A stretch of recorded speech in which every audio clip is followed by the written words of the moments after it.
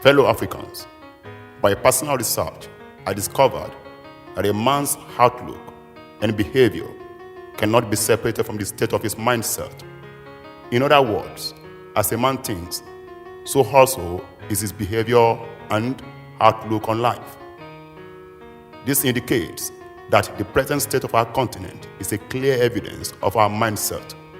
This brings me to the first part of this speech, which is servant and saboteur. There are usually two categories of personalities in every position of responsibility. Whichever category of personality you find in a place determines the situation of the place. The social environment of a place projects the image of the category of personality in such a place. It is either a servant or a saboteur. The scripture says, "By their fruit we shall know them." The African situation today reflects the fact that saboteurs most of the time are the ones in key positions in our continent. I discovered that the oil of sanity and decency required in positions of responsibility is just very little. The amount of oil in a car, to a very large extent, determines how far the car will go. The state of our nation and continent today is an indication that the oil of sanity and decency have run out.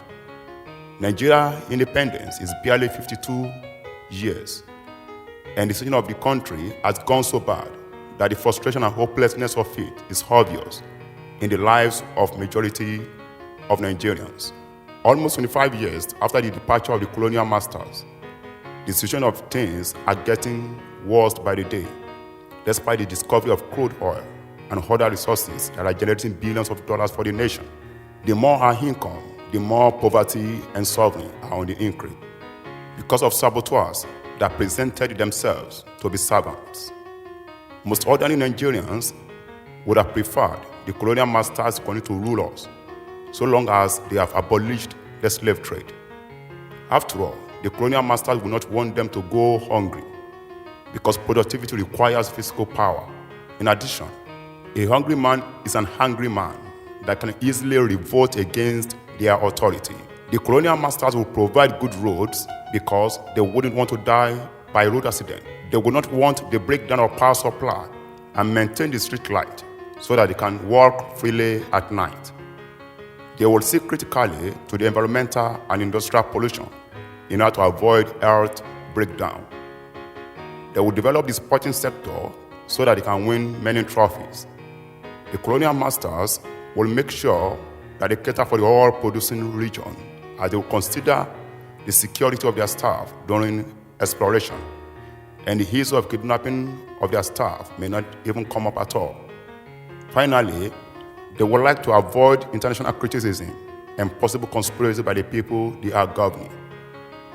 These are the possible basic infrastructure that the colonial masters would have put in place had it been they are still ruling Africa. The colonial master's strongest weapon is mental ideology and not gun. They will first study the people's mentality and then will tackle it with the required idea to make the people to obey effortlessly. They resort to weapons only when a mental ideology fails. The way and manner we govern ourselves is worse than that of the colonial masters with constant use of force to silence their people's voice. President Barack Obama of the United States of America said in his speech during his visit to Ghana that the future of Africa lies in the hands of Africans. However, with the continuous leadership of saboteurs, a bright future is certain. We must realize that even during the slave trade, our people are the very traps foreigners used to take some of our people into slavery. They enticed them with what they thought would captivate their interest most. The decision makers are the problem of Africa, while others follow. This is because the decision makers did not give other Africans the reasons to believe in Africa and to contribute their quota to the development of Africa. Americans can and are ready to die for America because their decision makers gave them the reason to do so. After many decades, the same saboteur mentality is very much prevalent in our continent, Africa. Various kings and their council of chiefs are this first set of saboteurs used by the slave marketers. Traditional rulers and their ruling councils are supposed to be servants of the people and not saboteurs.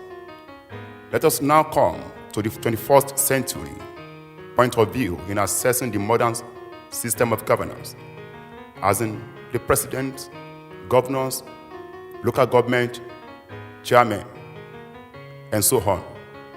Sabotaging is the order of the day in all these tiers of government. In fact, it is more or less entrenched in the very fabric of our society. For instance, most stolen wealth sunk into the hands of government of other countries with the help of saboteurs. While many people are dying in Africa because of this foolishness, I wonder when African leaders and citizens will actually come into a rightful way of thinking that will bring about a sustainable development. It is high time we channel a new direction in life. We should adopt a conservative lifestyle and begin to affect people's lives positively. We should dump this idea of oppressing the needy that some people considered fashionable.